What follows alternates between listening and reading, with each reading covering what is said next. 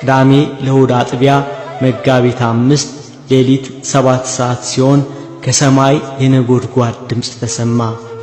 ጌታችን መድኃኒታችን ኢየሱስ ክርስቶስ ወደ አባታችን መጣ።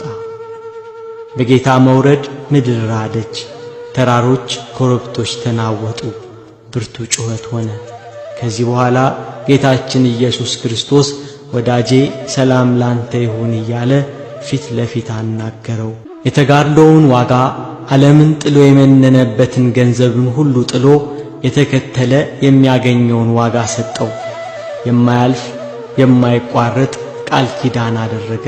የጻድቃን መታሰቢያ ለዘላለም ይኖራል ተብሏልና ለዘላለም ስሙን እየጠሩ ምልጃውን የሚጠባበቁ የአባታችንን ጸሎት በእምነት የተቀበሉ ሁሉ ቃል ኪዳኑ እንዲደርሳቸው በምድር ከመረጠው ምድራዊ መልአክ ርዕሰ አበው ከሆነ ከአባታችን ጋር ቃል ኪዳንን አደረገ።